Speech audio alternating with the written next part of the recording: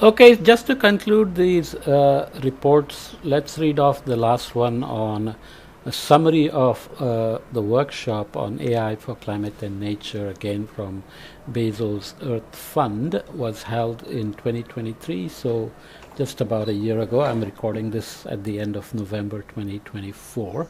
Uh, we talked about Bezos Earth Fund, but what is it? Finally, I get to read it off here. About Bezos Earth Fund and the AI initiative, artificial intelligence has seen tremendous progress in recent years, and it presents a remarkable opportunity to drive progress in climate and nature, especially when considering AI's capacity to not just decipher and connect data,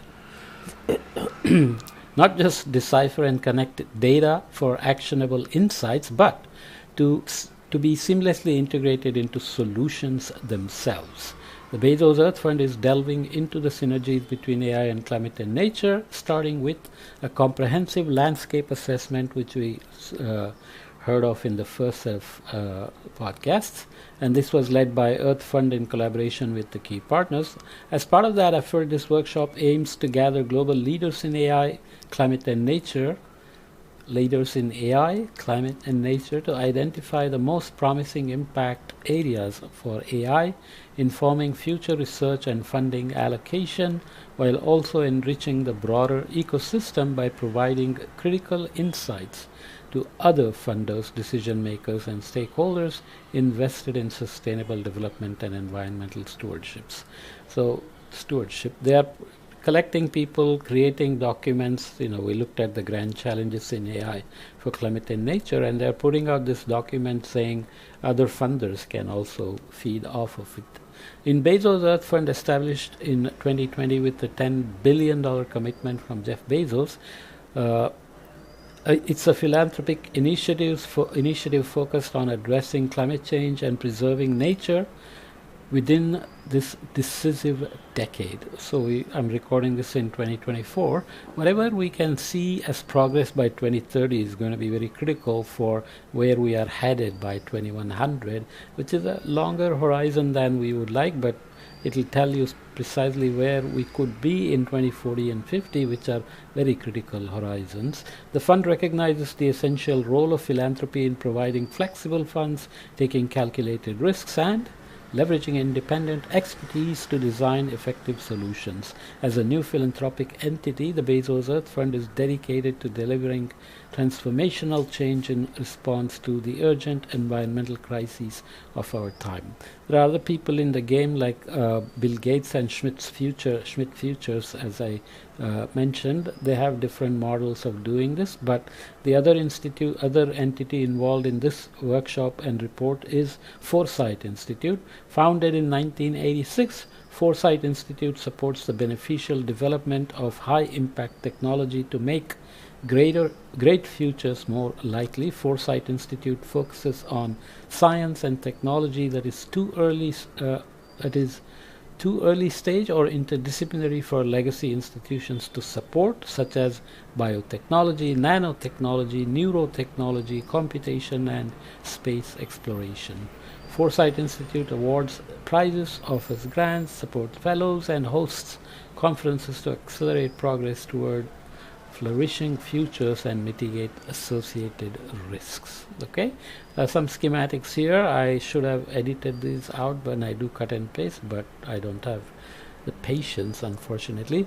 So we are looking at opportunities at the nexus of climate and AI and nature and AI. So what are the AI capabilities? Just as a summary: machine learning methodologies, educational tools, and capacity building through AI-driven decision support and policy formulation, enhancing research workforce with AI, automated monitoring and data management, NLP, and computer vision for environmental insights. We looked at these definitions in the first podcast of these series. Ethical challenges and limitations of AI, innovations in generative AI and autonomous systems, all defined in the first podcast of this series. We call it landscape evaluation of AI for climate and nature. So innovations in generative AI and autonomous systems, and AI for optimization and workflow efficiency.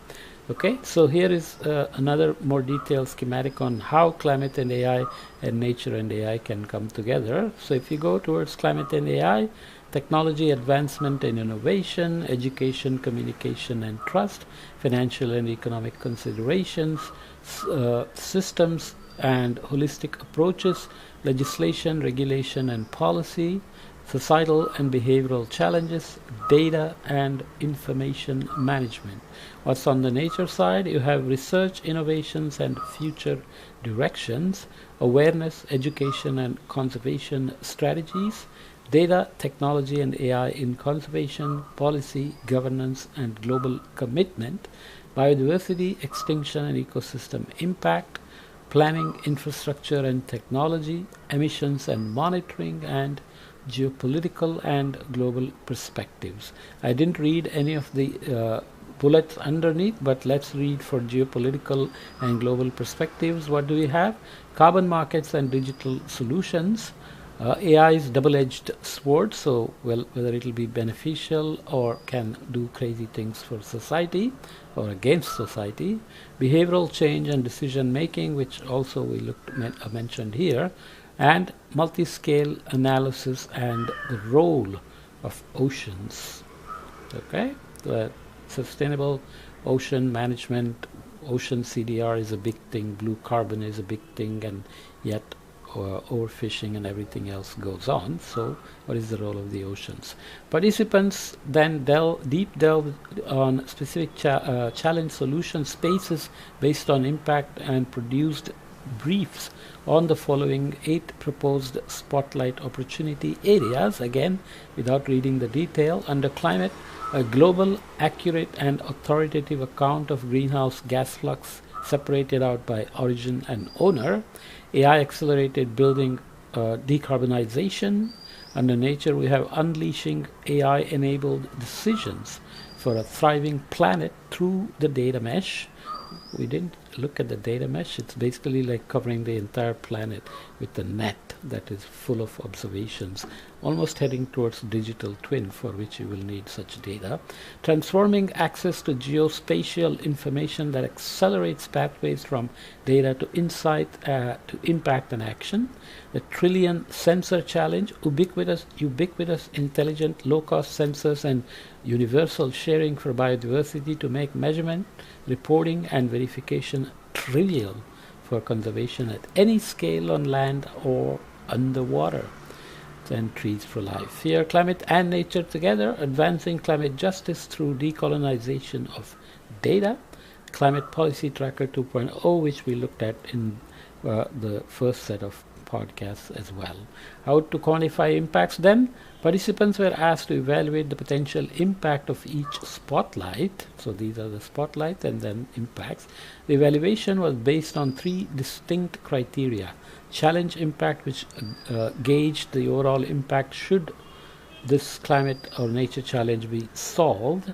AI impact, assessing the significance of AI to the solution space for the climate or nature challenge. And counterfactual impact, considering the current saturation or overcrowdedness of the field. It measured the added value of pursuing the specific spotlight. So that's called counterfactual impact. For each criteria, participants were asked to vote for the top 3 spotlights with the highest impact in that category based on their domain of expertise. The results are presented in the following plot. I won't go into details, but you can see this one stands out here under advancing climate justice through decolonization of data, and the colors here are challenge impact, AI impact, and counterfactual impact, which is considering all the overcrowded participation, what additional value can be accomplished with this spotlight. Okay, so you see the various votes here. Global, accurate and authoritative account of greenhouse gas flux separated out by origin and owner. Counterfactual impact is small, but AI impact is higher. So these are the number of people voting here. AI accelerated building decarbonization, unleashing AI-enabled decisions for a thriving planet through the data mesh. Transforming access to geospatial information that accelerates pathways from data to insight to impact and action. Not too many people there. These three are doing quite miserably. Trillion sensor challenge and trees for life. This, as we said, and then there is a climate policy tracker where AI impact is high according to more number of forests. What is the future like then? With this section, we explore the uncharted territory of AI's potential impact on climate and nature conservation.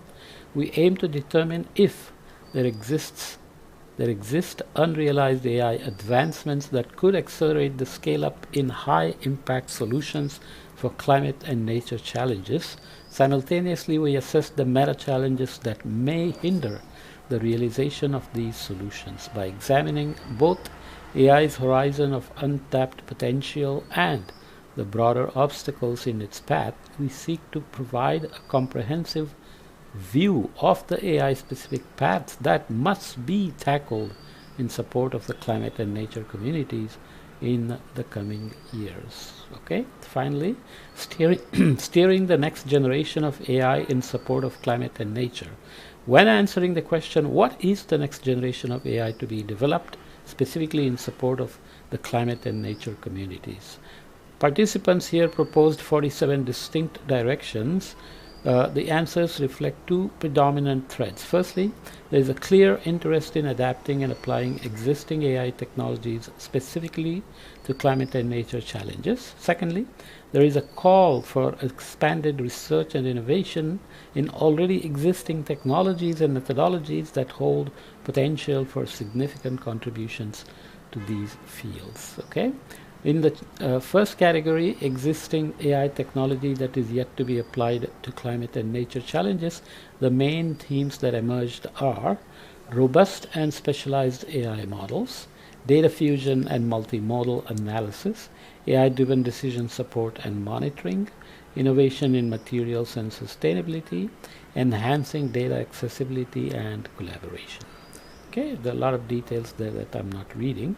In the second category, existing AI research directions that, if AI developed further, would significantly accelerate solutions climate and nature challenges, solutions to climate and nature challenges. The main themes are data efficiency and variability, trustworthiness and explainability in AI, language and cultural inclusiveness in AI.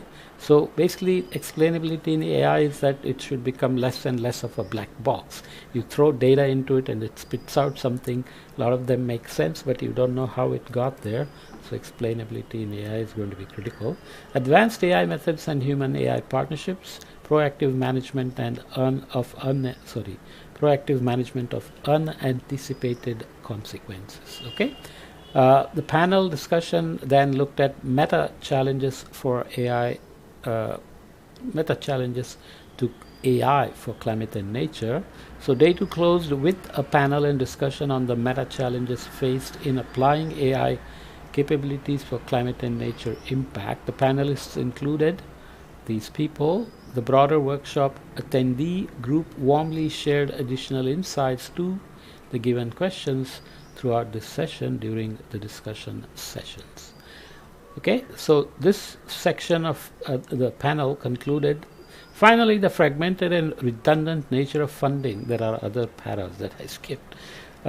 Finally, the fragmented and redundant nature of funding initiatives was a recurring topic, alongside calls for cohesive, long-term commitments to the cause. Despite the prevailing interest in the field, there seems to be potential for broader engagement that remains untapped. Questions were raised about the equitable representation of marginalized communities, especially those from the global south. The consensus was clear. The present times demand decisive and efficient action in leveraging AI for addressing the monumental climate challenge. Okay. Closing remarks, the last slide then. This workshop convened diverse experts and stakeholders to systematically identify gaps and capitalize on opportunities at the intersection of AI with climate and AI with nature. The discussions initiated here mark the commencement of an extensive, necessary dialogue in a decade crucial for addressing the profound challenges climate change and degradation of the natural world present. The enormity of these challenges necessitates a departure from solitary efforts, urging a collaborative cross-sectoral approach. The workshop underscored the imperative of weaving together the climate, nature, and AI ecosystems, establishing a foundation for practical AI-driven solutions that also consciously prioritize equity and justice. In reflecting on the broader impact and achievements of this workshop, it is evident that significant strides were made in dismantling silos between climate, nature, and AI sectors, fostering a unique and influential nexus. People tend to work in either climate alone, nature alone, or AI alone. How to bridge these and have cross-cutting connections? That was the breakthrough, according to them. The workshop has successfully brought together diverse sectors and thematic leaders, yielding novel connections for future collaborations, fostering innovative ideas to influence participants' future work, and setting the stage for potential collaborations on highlighted challenge solution pairs. As a collective, we addressed the pivotal questions, providing guidance and resources for researchers, funders, and policymakers worldwide, ultimately accelerating solutions and the impact for the most pressing climate and nature challenges. The Bezos Earth Fund and Foresight Institute warmly thank everybody, and we conclude the workshop with that and this podcast as well. So that should conclude our series on AI for nature and climate, its landscape and the grand challenges and the workshop outcomes. Okay, so let's leave it here for now.